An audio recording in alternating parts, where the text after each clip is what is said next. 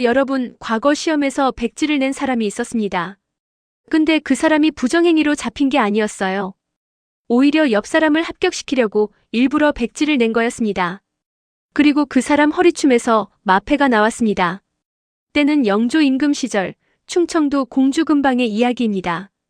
조선시대의 과거 시험은 지금으로 치면 수능이랑 비교가 안 됩니다. 한 번 붙으면 집안 전체가 달라지는 거예요. 가난한 집 아들이 합격 한 번 하면 그 집은 양반 소리를 듣게 되는 거니까요. 그러니까 얼마나 간절하겠어요. 근데 문제가 있었습니다. 과거 시험은 실력만 있다고 되는 게 아니었거든요. 글씨가 좋아야 했습니다. 내용이 아무리 훌륭해도 채점관 눈에 글씨가 마음에 안 들면 그냥 탈락이었어요. 요즘으로 치면 답은 다 맞는데 글씨체가 악필이라는 이유로 0점 주는 거랑 비슷한 거죠. 말이 되는 것 같으면서도 정말 억울한 제도였습니다. 충청도 공주 외곽의 작은 마을에 최생원이라는 농부가 살았습니다. 농사꾼이라고 하면 배움이 없을 것 같지만 최생원은 달랐습니다. 젊었을 때 서당에서 글을 좀 배웠고 그 배움이 얼마나 귀한 것인지를 누구보다 잘 알았어요. 그래서 아들 준식이한테 모든 걸 걸었습니다. 논 한마지기를 팔아서 훈장님 사례비를 냈고 겨울에 땔감 살 돈을 아껴서 종이와 먹을 샀습니다. 밥상에 반찬이 없는 날도 아들 공부방 호롱불만큼은 끄지 않았어요. 마을 사람들은 혀를 찼습니다. 저러다 거지 되는 거 아냐? 하지만 최생원은 흔들리지 않았습니다. 아들이 책을 읽는 소리만 들으면 그게 그날 하루 밥값이 됐으니까요. 준식이는 아버지 기대를 저버리지 않는 아이였습니다. 머리가 좋았어요. 한 번 읽으면 외웠고 한 번 들으면 이해했습니다. 훈장님도 이 아이는 타고났다고 했을 정도였으니까요. 근데 준식이한테는 아무도 모르는 비밀이 하나 있었습니다. 16살 무렵 무거운 걸 들다가 손목을 크게 다쳤습니다. 겉으로는 다 나은 것 같았는데 그 뒤로 긴장하거나 흥분하면 손이 미세하게 떨렸어요. 평소엔 괜찮았습니다. 집에서 혼자 쓸 때는 멀쩡했어요. 근데 시험장만 들어가면 달랐습니다. 수백 명이 모인 그 긴장감 속에서 붓을 잡은 손이 제멋대로 흔들렸습니다. 머릿속에 답은 다 있는데 종이 위에 나오는 글씨는 취한 사람이 쓴 것처럼 흔들렸어요. 첫 번째 시험 탈락. 세 번째도 다섯 번째도 일곱 번째도. 그리고 여덟 번째 시험 결과가 나온 날 최생원이 마당에서 쓰러졌습니다. 그날 저녁 공주 읍내 주막이었습니다. 선비 차림의 두 사람이 탁자에 앉아 수군거렸습니다. 최생원 아들 이번에도 떨어졌다더라. 벌써 여덟 번째잖아. 참 딱하지. 글씨가 문제라는데 내용은 장원감이라고 훈장님이 그러던데.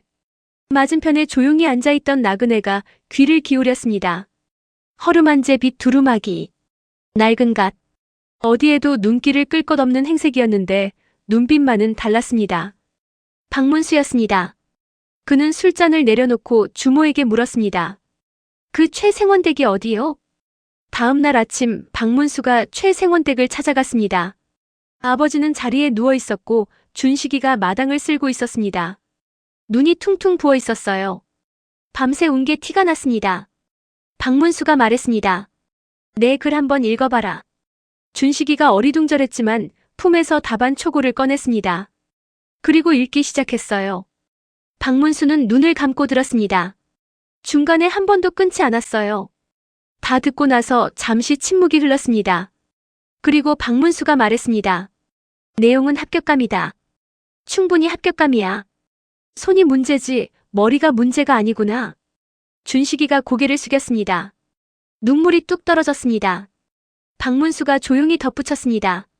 다음 시험이 언제냐? 박문수가 제안한 방법은 간단했습니다. 시험장 안에서 준식이가 답을 불러주면 자신이 받아 적는 것이었습니다. 준식이가 말했습니다. 그럼 날이 답안지는요?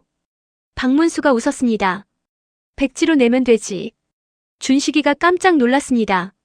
그러면 나리가 부정행위로 잡히실 텐데요. 박문수가 태연하게 대답했습니다. 잡히면 그때 가서 생각하지 뭐. 준식이는 그 말이 무슨 뜻인지 그때는 몰랐습니다. 나중에 알게 됩니다. 시험날 아침이 밝았습니다. 시험장 안에 수백 명이 자리를 잡았습니다. 벼루를 꺼내고 붓을 적시고 답안지를 펼쳤습니다. 준식이는 박문수 옆에 앉아 있었습니다. 손이 떨렸습니다. 여전히. 박문수가 낮은 목소리로 말했습니다. 눈 감고 집에서 읽던 것처럼만 해. 준식이가 눈을 감았습니다. 그리고 천천히 읽기 시작했습니다. 작은 목소리로 입모양만 달싹이듯이. 박문수의 붓이 움직였습니다. 막힘없이 깔끔하게. 시험이 끝날 무렵 박문수의 답안지는 글씨가 가득했고 자신의 답안지는 새하얀 백지였습니다. 시험이 끝나고 감독관이 답안지를 걷다가 멈췄습니다. 백지를 낸 자가 있다. 박문수와 준식이가 불려 나왔습니다. 감독관이 박문수를 노려봤습니다. 당신 옆사람 답안 불러준 것 아니오? 부정행위요. 박문수가 고개를 끄덕였습니다. 예. 맞습니다. 감독관이 코웃음 쳤습니다. 이유가 뭐예요? 박문수가 웃으며 대답했습니다. 소희는 원래 글을 모릅니다. 백지 낼 바엔 잘 아는 사람 글이라도 받아 적는 게 낫지 않겠습니까? 감독관이 어이없어서 뭐라 하려는 순간이었습니다.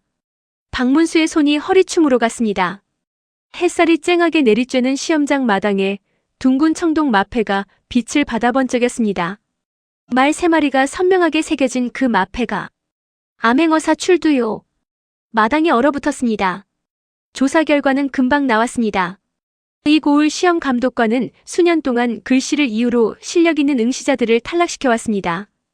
거기다 특정 집안 자제들한테 미리 문제를 흘려준 정황까지 나왔습니다. 감독관은 즉시 파직됐습니다. 그리고 준식이 답안지가 다시 채점대에 올랐습니다. 채점관 셋이 읽더니 한 명도 빠짐없이 같은 말을 했습니다. 장원감입니다. 준식이 합격 소식이 마을에 전해졌습니다. 최생호는 자리에서 일어나지도 못하고 누운 채로 사흘을 울었다고 합니다. 소리도 없이 그냥 눈물만 흘렸다고요. 마을 사람들이 축하하러 몰려왔을 때 최생원이 처음으로 한 말이 이거였답니다. 하늘이 살아있네. 준식이가 합격증을 손에 쥐고 박문수를 찾았습니다. 없었습니다. 마을 어귀까지 뛰어나갔지만 먼지만 남아있었어요. 나중에 마을 사람들한테 물어보니 새벽같이 보찜 하나 메고 길을 떠난 나그네를 봤다고 했습니다. 제빛 두루마기 차림으로. 준식이는 한참 그 길을 바라봤습니다. 고맙다는 말도 이름도 묻지 못했습니다. 여러분, 박문수 이야기를 보면 볼수록 느끼는 게 있어요. 이 사람은 억울한 사람을 돕기 위해서라면 본인이 망신당하는 것도 감수했습니다. 과거 시험장에서 백지를 내고 부정행위자로 불려나가고 보통 사람이라면 절대 못하는 일이에요. 그게 어사 박문수가 수백 년이 지난 지금도 사람들 입에 오르내리는 이유 아닐까요? 오늘 영상은 여기까지입니다. 재주는 손끝에 있지 않다. 머릿속에 있다. 그리고 사람의 값어치는 붓글씨로 매기는 것이 아니다. 박문수. 구독과 좋아요 부탁합니다.